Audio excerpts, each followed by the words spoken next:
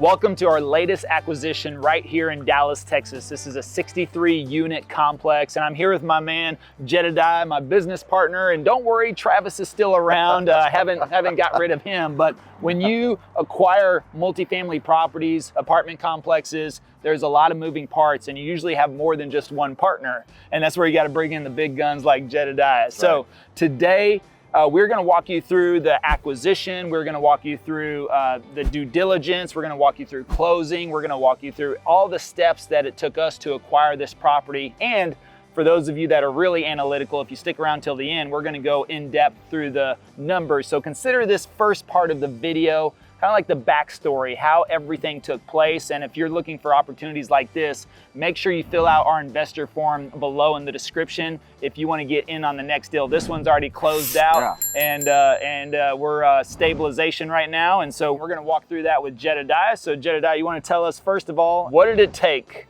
to acquire this property? Yeah, I mean, the quick and long story is there's always somebody that's in your team, right? Yeah. In this case, Sean Ricehouse has relationship, right? And so this is what we consider. Which he was on the video, the Sweet Redemption video. If you haven't seen that one, you can check out Sweet Redemption, right across from Cowboy Stadium and the World Series winners of the Texas Rangers. Texas Rangers. I got my hat in the car. There you go, yeah. So Sean, that's Sean. He was the handsome bald guy on that video.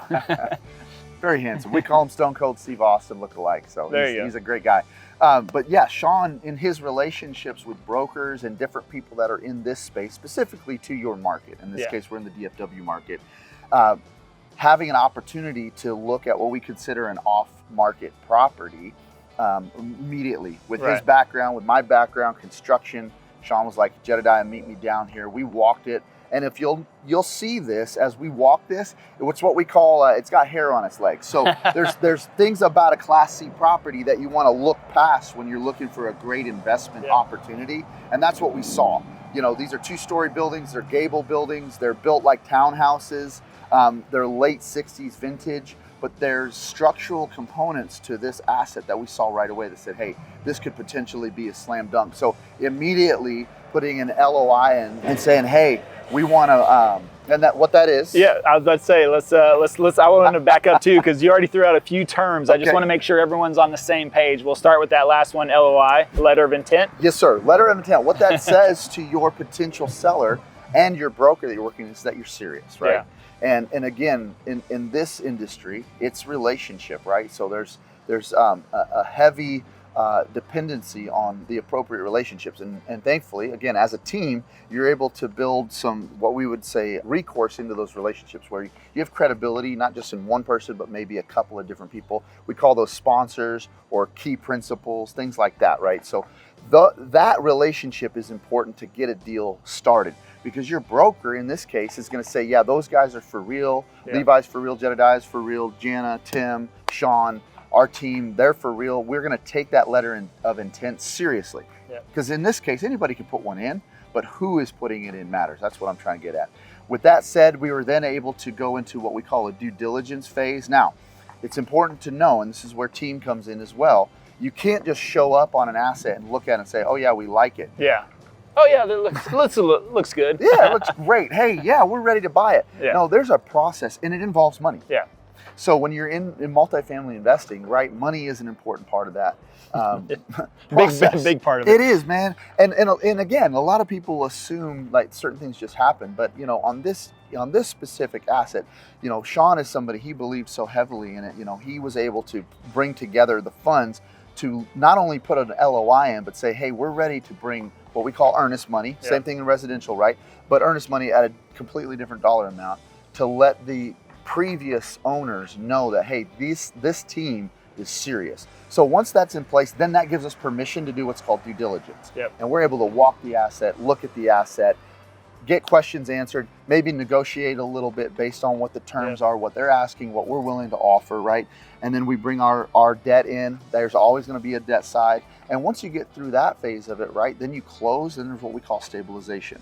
And that is a whole story in and of itself as well. But I want to circle back to, he mentioned a couple of more terms just for those of you that may not be on the same page with all of the lingo, right? But let's talk about off-market. You mentioned off-market first, because this is something, what off-market means is, as being a licensed real estate agent myself, we mostly deal in on-market properties, and that's what you would likely find on Zillow, on Realtor, on MLS, or if a real estate agent sets you up with a search, you could get those properties. Commercial, multifamily, that's a little bit of a different animal. You're not just going to go on Zillow and find those as well every day. You might find 1 to 4 unit complexes on there, but there's deals like this all the time, and investors know this as well. Same thing for single family. Yes, off market, that's usually where you have your biggest opportunities, because when it's off market, there's a whole plethora of opportunities that somebody may be looking to sell that they're not willing to put it on the open market. Right, and part of that, Levi, is again cost. It's money, right? So a lot of people get into the investment game to not spend money, but to make money. Yeah. And if you're what we call a sophisticated or strategic investor, and you own an asset, to go out, I'll just use LoopNet as an example, because that's kind of the one that everybody knows about. Right. To go through that process, to have a brokerage in the mix, you're immediately signing up for fees and servicing fees, and you're buying, all kinds of expenses just to put a property out there. Whereas if you have a relationship and you're serious about selling, and you understand what your asset is, what it isn't, through a relationship with the right brokers, and you can shop it around, you can find buyers like us without having to go public per se. You don't necessarily have to put your asset out there. And again, as a buyer, as a syndicated group of buyers, we love that, because it gives us an opportunity to see something before it goes nationwide. Another important point, I think, on acquisition, Levi, you and I know in residential, typically a buyer pool is going to be regional, right? Yeah. It's going to be within Texas or within the DFW market. Now, obviously, there's investors outside that will get their money. We attract a lot of people from all over the U.S., especially because of this channel. Yes, which is a niche market that you guys are crushing.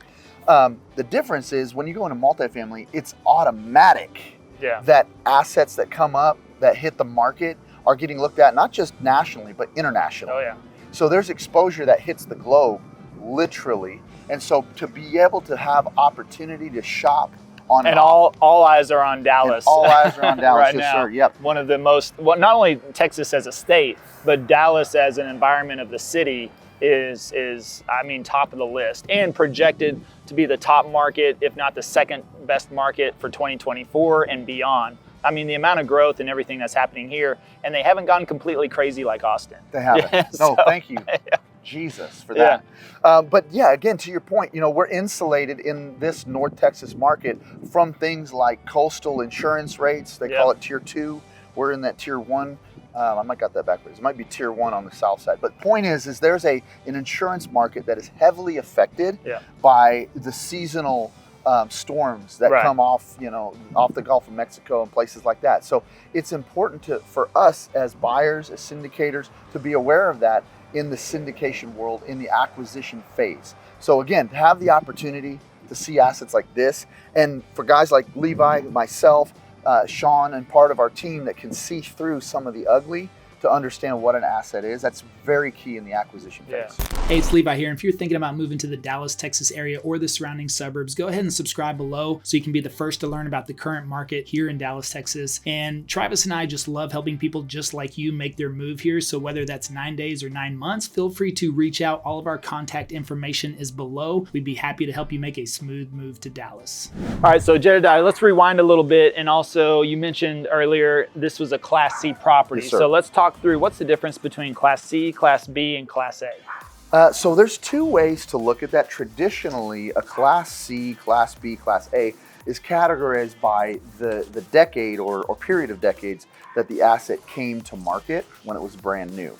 And so stuff that's into the 80s, before 80s and into the 80s is typically considered Class C, and then 80s through the 90s, Class B. Of course, stuff after 2000, depending on condition, but that newer type asset is going to start falling into your B plus and in your A's, right? Yeah.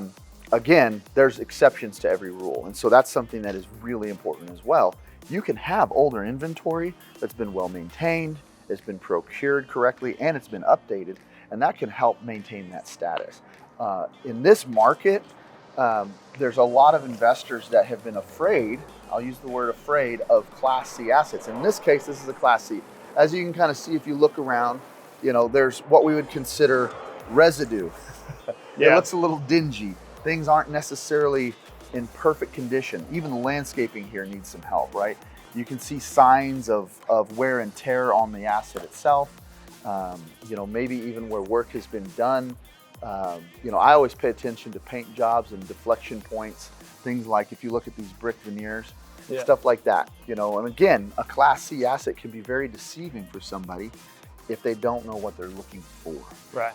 And that's an important thing to note. In this case, during the acquisition phase, we get to go through that process and we bring in experts. If you're not an expert and I'm not an expert, we can bring an expert in. Yeah, just the same as if you're buying a single family residence, you want to get an inspector, you want to get an appraiser, you want to get these types of people that know what they're doing. Yeah, and you want to understand the rules of engagement too, right? So just like in residential, you might have an inspector, they're a third party, they have interests that might, flex one way or the other depending on who's initiating that relationship.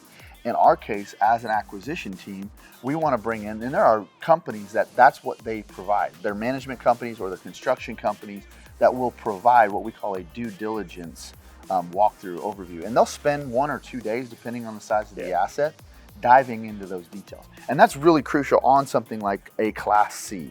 All right, so let's dig in a little bit more into due diligence. And as we're walking the property, we're going to take you around a few spots and kind of show you some things that you want to look out for in case you see these whenever you're looking at multifamily, or if you're going to be working on a deal with us, possibly. Maybe you help point it out for us, right? We're looking around and you see something kind of like this. That doesn't look original there. It is not.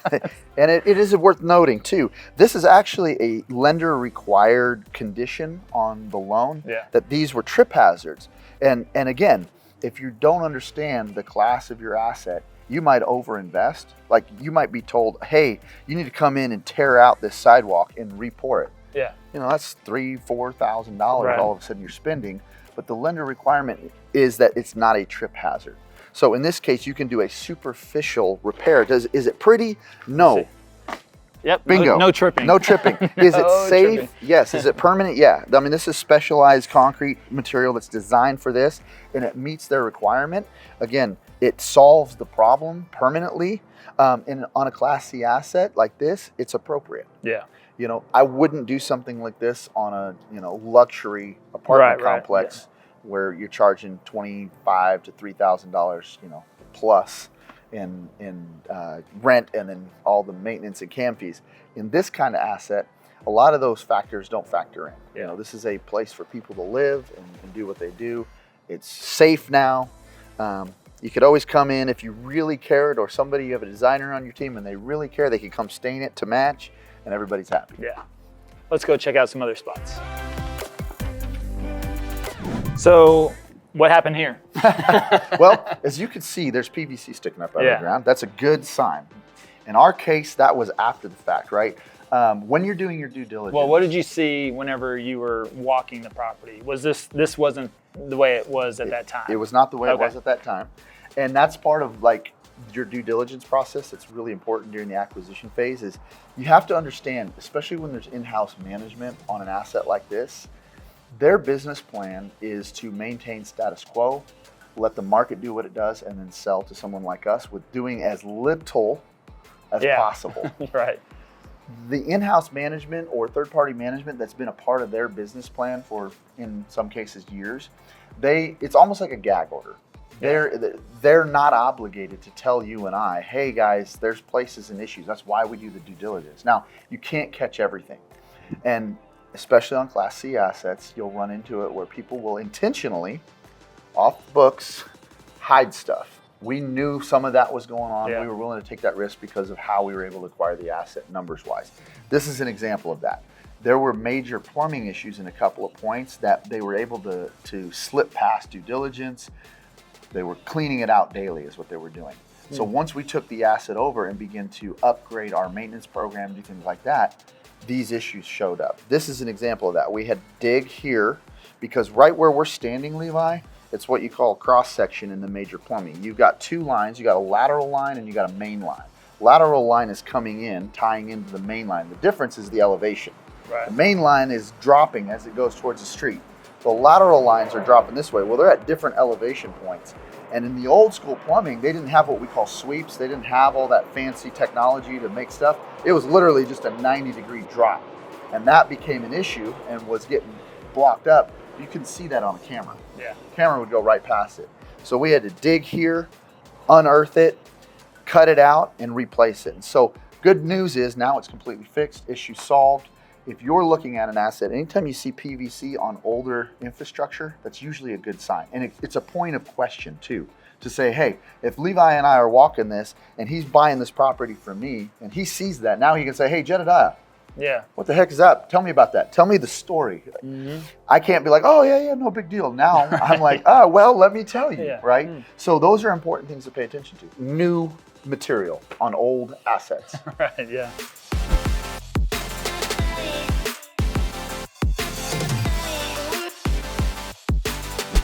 I don't know, Jedediah. That doesn't look so good. That doesn't look so good right there. I mean, why would anybody want to invest in this apartment complex? Because that alone right there could scare somebody away. It could, and it shouldn't actually. There you go. It shouldn't, because what I'm looking at, right, structurally, and this is something, again, we bring an engineer in based on what we see. Yeah.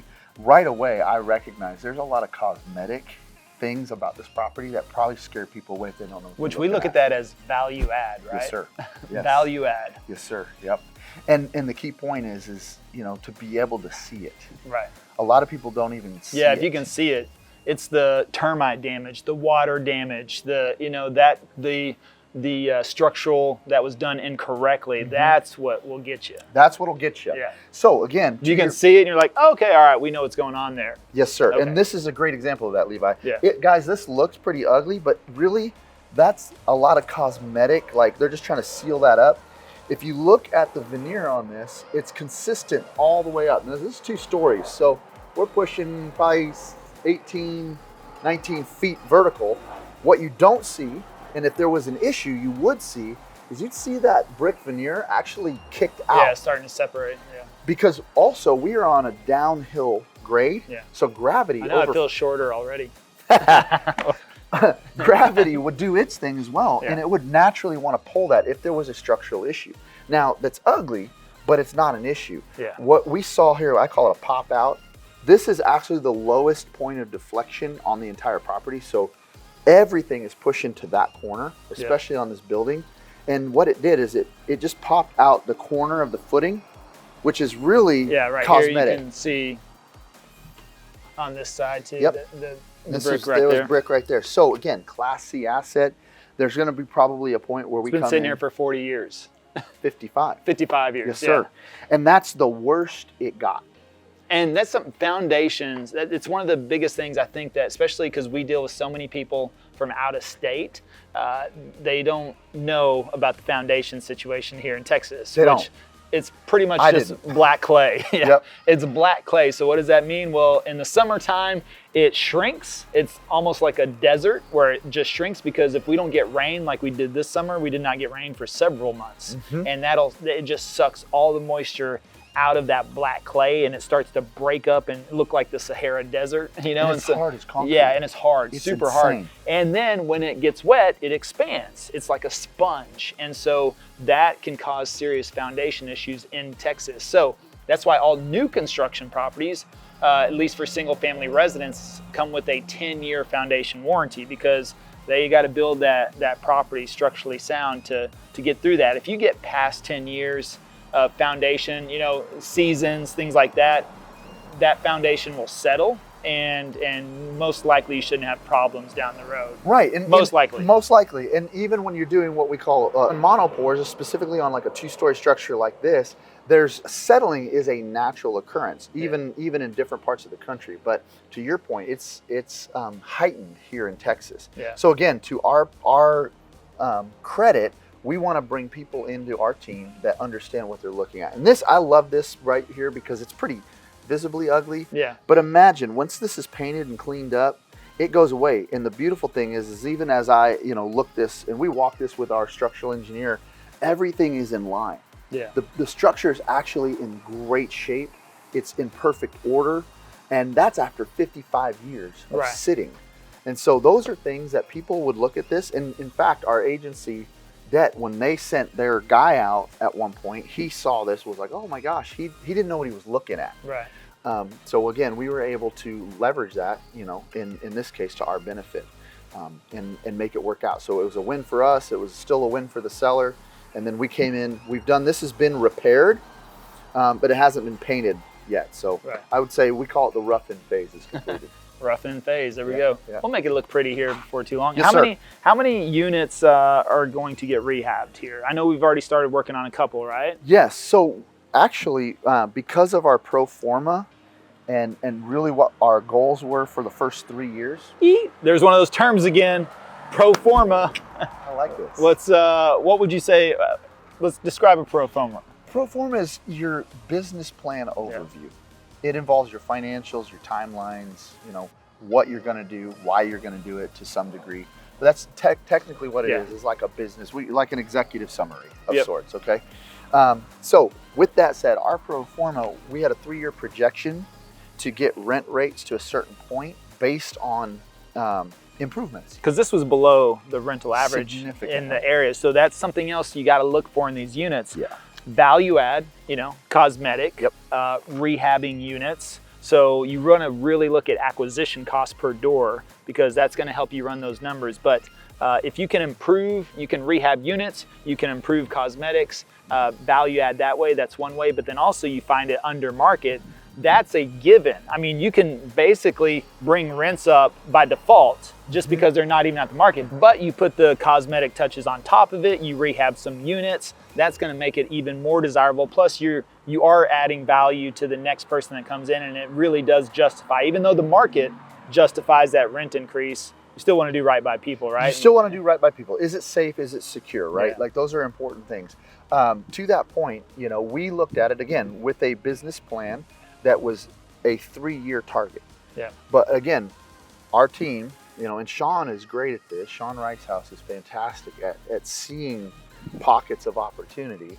And then we came in and we were actually able to hit our 3-year pro forma in less than 90 days. Wow, it's amazing. Right, and part of the way we did that, to get to the answer of your question, is we said, okay, there are certain units, and this was one of them actually. And by the way, able to actually send out distributions as well, ahead of schedule. Ahead of schedule. For investors. For investors. In a market when people are getting put on 16-month, 19-month holds. Yep. Unfortunately, in places around the country, because of the syndication craze that started happening in 2021 and even into 22, people were overpaying, in mass because everybody had this mindset that everything was going to, continue to skyrocket. Nobody took into account inflation and interest rates, skyrocketing ahead of schedule. So in this market, to be able to get distributions out ahead of schedule on a Class C asset is phenomenal. And again, Sean Ricehouse was the architect of that approach. And then as a team, we executed and what we did. And this was one of them. This was one of the units that we turned as well. And we did a heavy turn, right? So we had projected, I think. There's one of those terms again. So let's talk about, before we continue, heavy rehab versus, or heavy turn versus light turn. Yeah, you get that slope sometimes, you get thrown off balance. So heavy turn versus light turn or medium turn. Right, so turn in this case refers to the apartment complex. It is the rehab terminology of multifamily because you're turning a unit. But yeah, what it indicates is we had pro forma'd, again, business plan called for full renovations on some of these units. And what we recognize is, hey, because of what you alluded to earlier in the conversation, Levi, is there was such a gap in rent. We didn't have to make it safe. We didn't have to make it secure. We didn't have to go all the way. We were able to come in strategically, bringing in contractors that I have at my disposal to come in and keep our costs, our overhead low. But to do a heavier turn means we hit the whole unit. We hit flooring, we hit paint, we even added laundry to some of them. But to get that rent bump without incurring the full price tag that we had budgeted for. So again, that's strategy, right? And that takes a lot of oversight. We were able to hit our pro forma in less than 90 days on a 3-year timeline. Yeah. So we had projected this is going to take 3 years. We did it in 90 days. And that's amazing. That unit that we just walked past is an example. They were running, and I say they, a previous tenant under previous ownership was running, we called it the tamale trap house. The tamale trap house. Literally, they had cars, they had drivers, runners. We're about to get into a new term here, right? Yes, sir. Tamale trap house. Tamale trap house, yes. They were running drivers off the corner of the street because it's a corner unit. And what we discovered inside the unit was a full old Tamale school shop? Yeah. Tamale shop? Industrial kitchen. Oh, industrial kitchen. They had propane cookers. So they didn't have like a couch, not even a living room. It was just all They had kitchen? mattresses in the bedrooms. Okay. And So they had, did sleep there. They did. Somebody did. They had full burners, propane burners. Oh my God, They had what a 5 of fire them. hazard. Oh my God, they could have burned this They whole had complex down. Tables laid out, and they were processing meat, tortillas. The kitchen was like filled with spices and all the beautiful things that go into amazing tamales. I'm sure they were probably the best tamales in Texas. Did the smell lead you to this this trap house? It was actually the cars lined up. the cars lined up. No, I mean we were watching just people coming and going, and we all Like, know are they what- doing drugs? Yes. Are they selling drugs? We all know what a traditional trap house is. In this case, it was just tamales. It was amazing. It smelled incredible. They were sweet ladies, but It's against the policy. it's kind of yeah. to run the industrial kitchen out of an apartment with run- propane tanks. 5 5 of them. propane. Oh my God. Now, Don't tell me they were smoking in there too. no, none of that, man. No, I mean these were sweet old elderly ladies. I mean I don't know who was running the show, but man, they had something going on, and I'm sure they were probably the best tamales in Texas. The thing about it is what really kind of caught my attention when we were walking it the first time was the grease on the window. Oh my God, yeah. So when we walked in, it was greasified, man.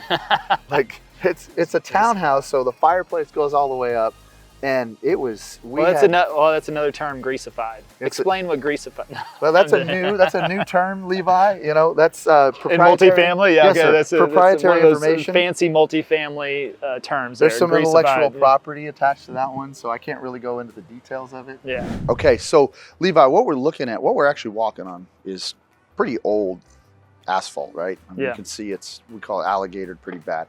The paint job, however, is a new paint job, and it's part of lender requirements. And that's one of the things a lot of people don't understand when they get into this game is that you're partnering with banks, Yep. right? So they're your number one investor typically, and then they have their requirements as to what you have to do versus what you can do, optional versus a must, right? This case, we didn't have to like replace the pavement, Right. tear it out, do it. Now you could, if you wanted to. The question, Class A. yeah, exactly. The question is does it call for it? Is it appropriate? It's like over rehabbing in Yeah. a neighborhood. Exactly. It don't make sense. But we are required to have appropriate striping, they call it. Yeah. So For the that- parking spots, the fire lane designation. Yes, sir.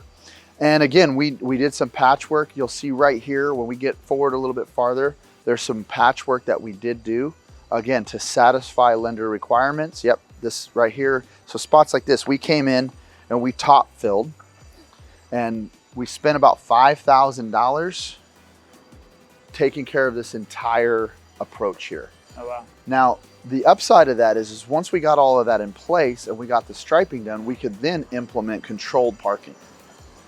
So that is a value add as well. They're grinding the concrete right now that we were talking about earlier. That's what they're doing. But this allowed us to implement a value add play, right, which is considered additional income, and that's part of your pro forma. You don't necessarily know what those numbers are, but you can look at possibilities, areas on an older asset that aren't being capitalized on. Yeah. And again, that's where Sean Ricehouse is brilliant, because he sees that stuff and he's like, hey, you know what, if we did this, we do that, we're gonna be able to tap into additional income.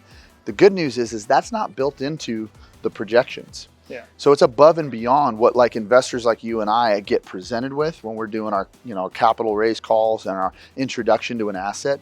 Typically those numbers aren't even involved in what we're discussing as returns. So it becomes like, think of it like a bonus structure. Yeah. And it's necessary. So we did 3 things. We were able to satisfy the lender's requirement. We were able to improve the asset on behalf of the tenants. And we were able to start collecting controlled additional income so that now we can charge appropriately for the parking. And then people aren't abusing the asset. You don't have random people just parking on your, Right. literally piling cars. I mean, you wouldn't know if 10 of these cars belong to people in the neighborhood Right. or they actually tenants. So you being diligent about that kind of stuff, it helps everybody and it makes money. I like it.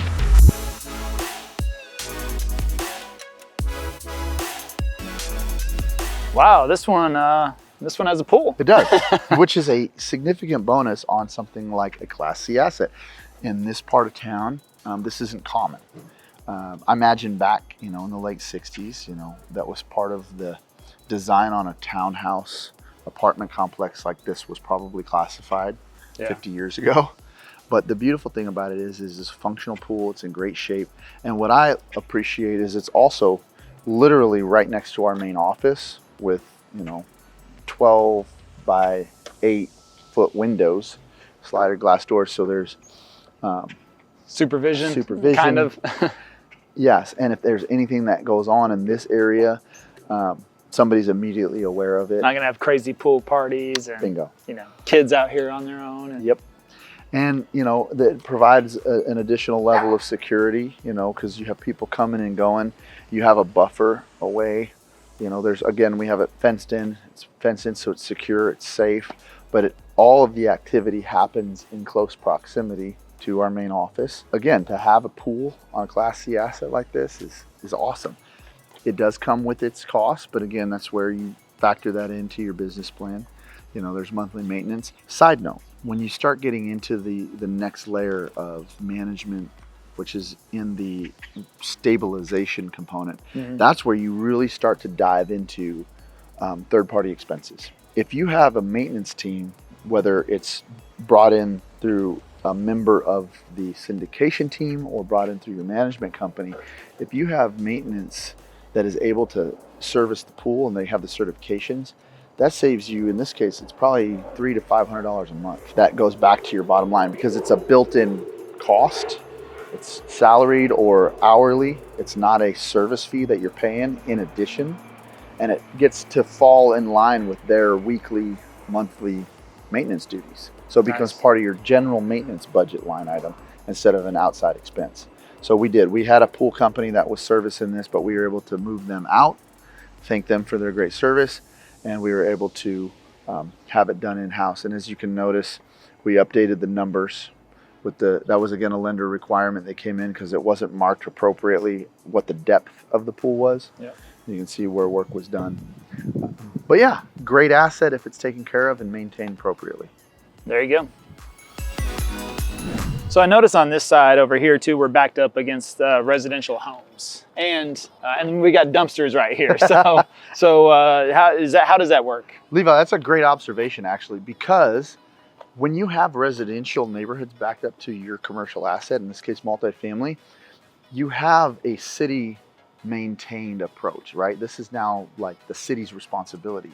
So we get the benefit of access, right, and parking, but we don't have to service this because there's neighborhoods that have to have access, right? And again, the city's responsible now to take care of all of this on their behalf and our behalf. Right. And we get the benefit of that. So it's actually awesome in this case because if you'll notice, like, we're not responsible. We want it taken care of, but it's not our cost to fix this problem.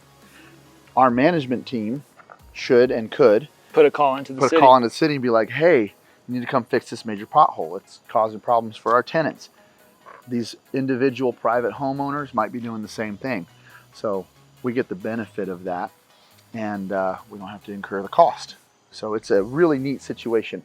In this specific case, and again, this is stuff we looked at right in the acquisition phase, we have city maintained access on 2 of the 3 entrance points to our property. Nice. So we're really only responsible for that one main walk that we looked at earlier, and of course our parking.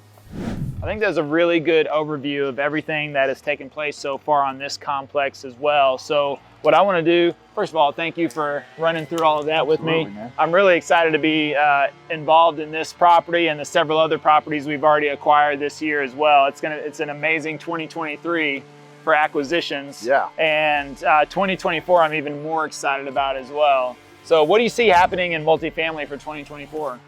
Well, overall, I think there's been a sobering that's happened, right? So a lot of folks that are coming off that high of everything's, the bull market, if you will, and like just go, buy.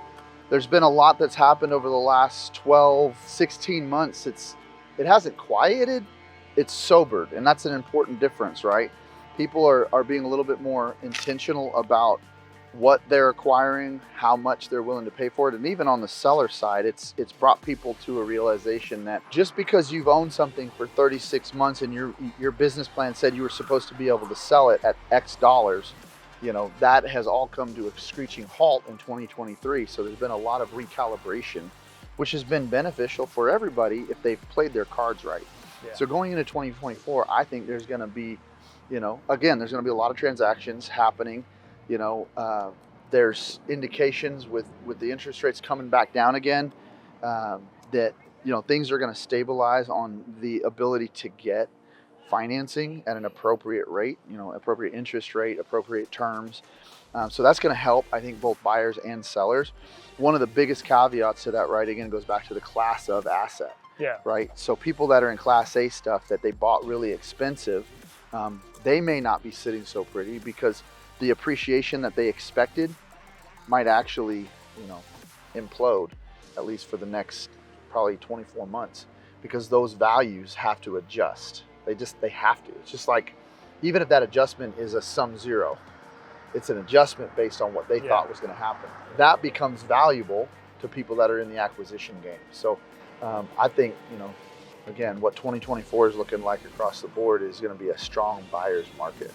Oh yeah. So time to invest. Now, everything we just talked about is the foundation and how a deal comes together, how it works, things to look out for. Now, for those of you that have that engineer mind, that super analytical mind, we're gonna dive into the exact numbers for this complex as well. And as I mentioned, this one's closed out, but if you fill out our investor form below in the description, then we will let you know whenever the next opportunity comes up, and maybe it's a good fit for you. So let's jump into the numbers. Well, all right, Sean, let's get into the numbers. All right. So some of the best parts of what we do in this particular asset is talking about kind of how the numbers filter out. So this particular asset, we've set aside the top 3 criteria, and some of the upside on this one is going to be a value add or forced appreciation with some rent growth after that has been established. Obviously, we want a good location in the sub-market that we're comfortable with in a particular demographic that we like to have at our assets, which in turns, goes to also ultimately at the end of the day, the ROI, right? So cash flow and equity gain comes from all of that. Can we talk real quick? Can we talk about forced appreciation? Because I think a lot of people are familiar with appreciation, and that just kind of happens naturally, usually with their single family home or something like that. But for those that are not exactly sure, how do you force appreciation? Yeah, that's a great question.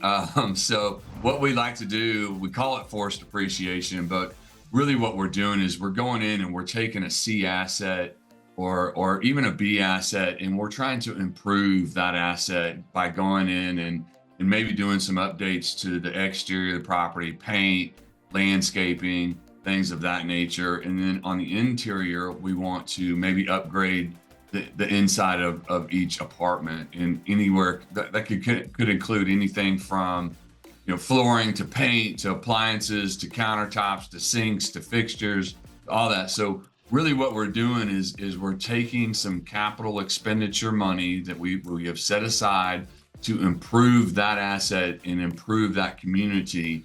In turn, what that does is it allows us to therefore increase rents from the upgraded interior exteriors. That is what we call forced appreciation.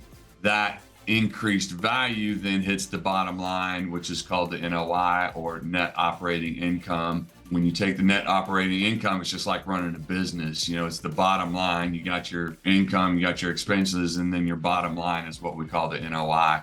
Once that NOI improves, that equals improved value for the property. Or as when we go to sell, it also increases the value of the property. All right, very nice. Now let's talk about the investment philosophy.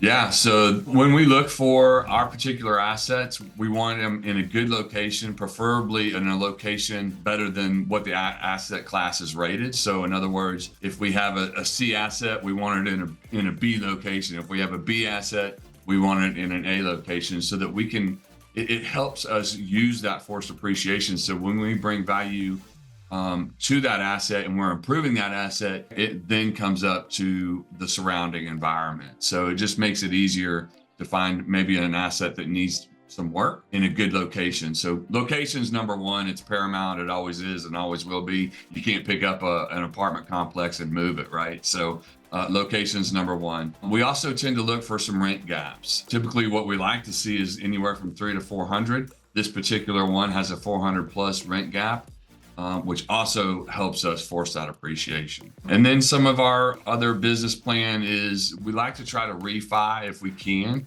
around years 3 or 4, depending on the market, if the market will allow us to do that and we can recapitalize our investors and they continue to stay in the deal with us and they continue to make that passive income as if their original investment was in there. So that's our model. That's what we try to do. We'll hold it maybe another year or 2 years after that. And then if we decide we want to sell, again, if the market allows it, we'll sell it. So some of the other key indicators other than location are obviously the numbers, right? So we like to look for any projections of cash on cash to be anywhere from 6 to 7+%. Our IRR is typically a minimum of 18. This one happens to be 20. AAR is 27%. We like that above 22, 24%. And of course, our multiplier, which is a 2.3x on this one, we typically want to see that above a 1.8 or 1.9. Now, let me ask you this, Sean, real quick. On the projected sell, let's say year 5 or maybe 6, some people will say never ever sell real estate. So what would be the motivation or the benefit of selling after 5 or 6 years? Yeah, so typically we as a core group like to hold our assets for as long as possible.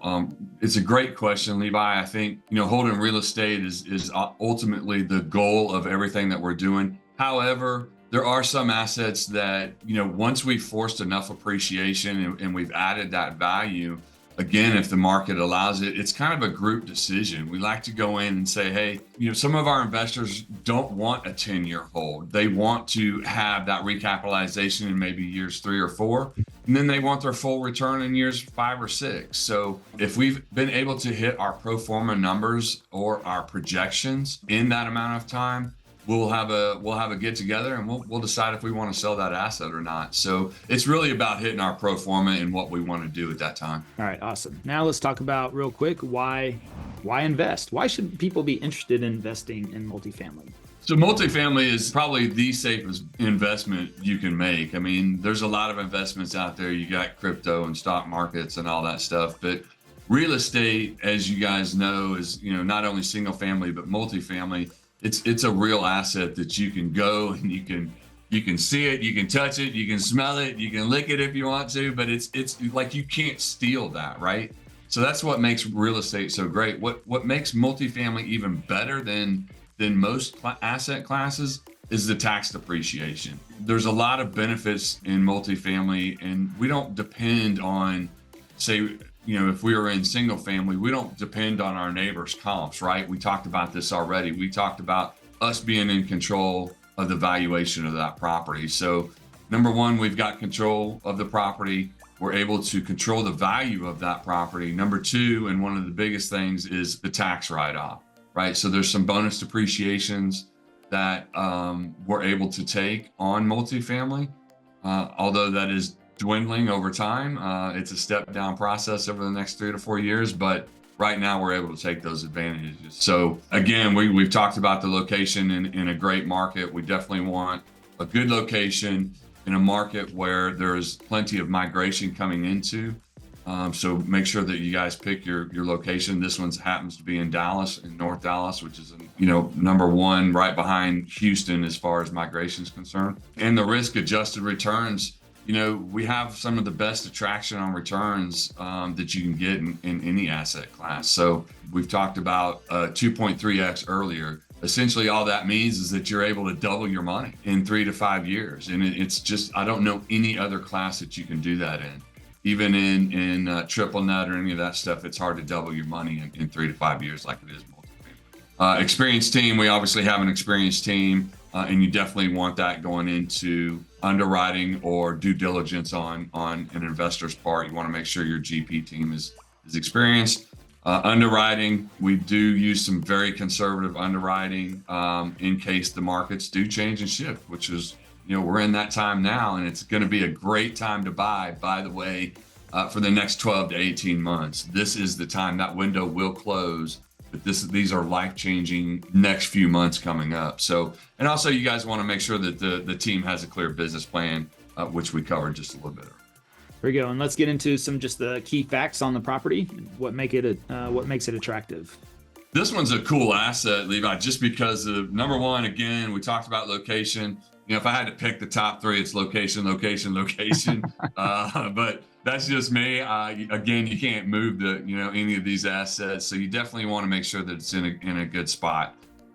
This one has 1 to 3 bedrooms, meaning it has 1 ones, 2 ones, 2 twos. It has some 3-2 units in there, almost like a townhome style. So that in itself sets it apart from any other apartment style community, because we have that townhouse feel. It feels more like home. So the residents really like that. 100% occupied. That goes back to being occupied. Goes back to the location and having that diversity in apartment and bedroom units. So again, you want it close to a school. This asset happens to be straight across the street from elementary schools. Very, very child friendly, very kid friendly. It is one of the only assets in the area that has a swimming pool. Again, we talked about this a little bit. Dallas is the 9th largest city in the U.S., which I think that's gonna hit the top 5 list in the next few years probably. So you definitely want to pick a location that you have migration coming into.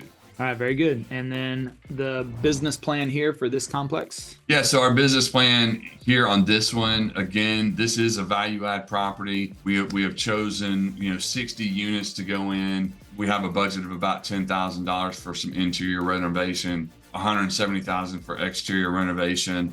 And some of that $170,000 for their exterior renovation is for some covered parking that will be able to increase our what we call other income. It's outside of actual rent. So we put in some covered parking and we're able to charge a premium instead of having a reserve parking, which we do. Now we can charge a little bit extra for that covered parking. As you know, in Dallas, we get some inclement weather and a lot of hail. So covered parking is a nice feature to have on our properties. Very good. And then also just last but not least, financial projections. Yeah, so here's an inside look really at this particular property and kind of our projections and our ranges, our buy box, if you will, for returns. So we purchased this asset at $6.9 million. The property straight across the street has on average $400 rents increases over ours. So that's what we look for. We want that gap in between rents so that we know we have some runway in order to go increase those rents and force that appreciation. We typically split these profits out 80-20, meaning the general partners, which are the active participants in the deal, we hold back 20% for our work, if you will, over the next 3 to 5 years. 80% of the profits that come into this asset are distributed straight back to the limited partners. Great split. There's a lot of other people out there doing 70-30s or 60-40s. This is our model and this is what we like to stick with. Some of our fees that we charge going in, there's a lot of work to get these things closed. So we do a 2.5% acquisition fee on this one. We have a 2% management fee, which is through the life cycle of the project. And then we have a 1.5% disposition fee, or at sale, we'll have a fee to go through the brokerage and the paperwork and the negotiations of that. The investor average cash on cash on this is 6.7. Again, it hits our target at a minimum of 6 to 7% is what we're looking for. We do project this to be a whole period of 5 years, again, depending on the market. Investor IRR over 5 years is 20.82. And basically all that is the profit or the returns that you make over that 5 year. It just factors in time. Our sponsors, we have about 7 or 8 sponsors on this asset. We all have $800,000 plus invested with our personal money into this asset. So that tells you that we firmly believe in what we're doing. We love this place, we love this asset, and we know that it's gonna produce some good returns. So again, to the 2.3x multiplier, that's basically more than doubling your money with all the included passive income that you'll receive on a quarterly basis, and then your disposition or your proceeds from the sale, all that cumulative is a 2.3 with your initial investment return back to you. And of course, the ARR is almost 28%. So great numbers on this one. Awesome. Thanks for the overview on that, Sean. I really appreciate it. No problem.